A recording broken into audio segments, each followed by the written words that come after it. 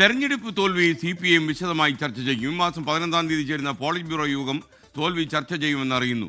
പിണറായി വിജയനെ പ്രതിപക്ഷ നേതാവാക്കാനുള്ള തീരുമാനം ഈ യോഗത്തിൽ എടുക്കുമെന്നാണ് വിവരം. ദീപക് സർമ്മ ഈ വാർത്തയുടെ അപ്ഡേറ്റുമായി തത്സമയം ചേരുന്നു. Deepak, good morning, happy birthday. Okay, മുട്ടകൾക്ക് മാർക്കറ്റ് കൂടുന്ന കാലമാണ് ദീപക്. Thank you. അതെ അതെ അതെ, താങ്ക് യു. പിറന്നാൾ ആശംസയ്ക്ക് നന്ദി. SKN വാർത്തയിലേക്ക് വന്നു കഴിഞ്ഞാൽ CPIM-ൽ ഇപ്പോൾ അടിമുടി പരാജയ ചർച്ചയാണ്. അതായത് CPIM-ൻ്റെ ഘടകത്തിലെ ബ്രാഞ്ച് കമ്മിറ്റികൾ ഇപ്പോൾ ഇലക്ഷൻ ആയതുകൊണ്ട് ബ്രാഞ്ച് കമ്മിറ്റികളെ മാറ്റി ബൂത്ത് കമ്മിറ്റികളാക്കിയിരുന്നു. അതായത് 1-2 ബ്രാഞ്ചുകൾ ചേർത്തുകൊണ്ടുള്ള പാർട്ടി ബൂത്ത് കമ്മിറ്റി.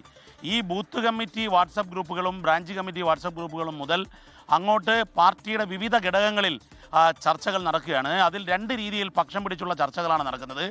ഒന്ന്, ഒരു പ്രധാനപ്പെട്ട വാർത്ത, ഒരു പുതുതായി അറിയാൻ സാധിച്ചൊരു കാര്യം, CPIM-നകത്ത് ഈ പരാജയത്തെ പോലും ഈ സ്വന്തമായ പ്രതിച്ഛായ വർദ്ധിപ്പിക്കാൻ വേണ്ടി ഉപയോഗിക്കുന്നു ചില നേതാക്കൾ എന്നുള്ള വിമർശനം ഉയർന്നിരിക്കുന്നു എന്നുള്ളതാണ് ഏറ്റവും പ്രധാനപ്പെട്ട കാര്യം. കാരണം 11-ാം തീയതി പോളിറ്റ് ബ്യൂറോ യോഗം നടക്കാൻ പോവുകയാണ്. സ്വാഭാവികമായും ഈ പരാജയം, പോളിറ്റ് ബ്യൂറോ കേരളത്തിലെ പരാജയം, കേരളത്തിന് മുകളിലുള്ള സംസ്ഥാന ഘടകത്തിന് മുകളിലുള്ള ഒരു ഘടകം ചർച്ച ചെയ്യുന്നത് പോളിറ്റ് ബ്യൂറോ ആയിരിക്കും. അത്തരത്തിലുള്ള സമയത്ത് ആ ചർച്ചയിലേക്ക് കടക്കുന്നതിന് മുമ്പ് തന്നെ ഒന്ന്, പരാജയത്തിൻ്റെ കാരണം പാർട്ടി സംസ്ഥാന സെക്രട്ടറിയിലും മുഖ്യമന്ത്രിയിലും മാത്രം ആരോപിച്ചുകൊണ്ട് രക്ഷപ്പെടുകയും പാർട്ടിയെ ശരിയായ ദിശയിൽ നേതൃത്വത്തെ തിരുത്താൻ മൂവർ സംഘം എന്നുള്ള നിലയിലൊക്കെയുള്ള കണ്ടന്റുകൾ ഉൽപ്പാദിപ്പിച്ചുകൊണ്ട് പ്രതിച്ഛായ വർദ്ധിപ്പിക്കാൻ ചില നേതാക്കൾ ശ്രമിക്കുന്നു എന്നുള്ള ചർച്ച കൂടി CPIM-നകത്ത് ആരംഭിച്ചിരിക്കുന്നു. അതായത് CPM-ൽ നേരത്തെ മലപ്പുറം സമ്മേളന സമയത്തൊക്കെ VS പ്രതിച്ഛായ വർദ്ധിപ്പിക്കാൻ ശ്രമിക്കുന്നു എന്നുള്ള നിലയിലുള്ള ചർച്ചകൾ നടന്നിരുന്നതാണ്. പക്ഷേ എന്നാൽ അത് വലിയ രീതിയിൽ ഫലം കണ്ടിട്ടില്ല. പക്ഷേ ഇപ്പോൾ ഈ പരാജയത്തെ മറയാക്കിക്കൊണ്ട് ഒരു പ്രതിച്ഛായ വർദ്ധിപ്പിക്കൽ ചർച്ച പാർട്ടിക്കകത്ത് നടക്കുന്നു എന്നുള്ളതാണ് പാർട്ടിയിൽ നിന്ന് തന്നെ നമുക്ക് ലഭിക്കുന്ന വിവരം. അതിനെതിരെയും രൂക്ഷമായ വിമർശനമുണ്ട്. കാരണം പരാജയം ഒരു കൂട്ടുത്തരവാദിത്തമായി തന്നെ കണ്ടുകൊണ്ട് തിരുത്തി മുന്നോട്ട് പോകണം എന്നുള്ളതാണ് പൊതുവിൽ പോളിറ്റ് ബ്യൂറോ അംഗങ്ങൾ പറയുന്നത്. അതായത് ഈ കഴിഞ്ഞ സെക്രട്ടേറിയറ്റ് യോഗത്തിൽ പങ്കെടുത്ത പാർട്ടി ജനറൽ സെക്രട്ടറി MA ബേബിയും അതുപോലെ തന്നെ പോളിറ്റ് ബ്യൂറോ അംഗം A വിജയരാഘവനും ഈ കാര്യത്തിൽ എടുത്ത നിലപാട് സംസ്ഥാന സെക്രട്ടറിയെയും അതുപോലെ പോളിറ്റ് ബ്യൂറോ അംഗമായ മുൻ മുഖ്യമന്ത്രി പിണറായി വിജയനെയും മാത്രം വെച്ചുകൊണ്ട് ആക്രമിച്ചുകൊണ്ടുള്ള ഒരു ചർച്ച പാടില്ല എന്നുള്ളതാണ്.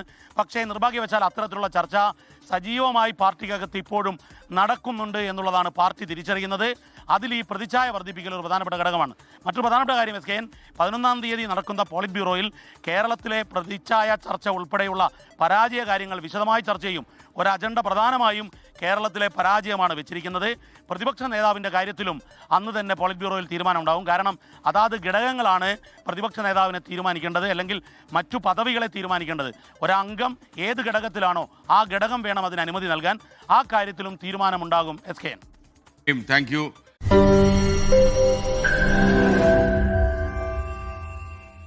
ലോകത്തെവിടെയായാലും ഏത് സമയത്തും 24 വാർത്തകളും ഓഗ്മെന്റഡ് റിയാലിറ്റി പാക്കേജുകളും എക്സ്പ്ലെയിനറുകളും വിശദമായി കാണാൻ ഞങ്ങളുടെ YouTube ചാനൽ നിങ്ങൾക്ക് സബ്സ്ക്രൈബ് ചെയ്യാം.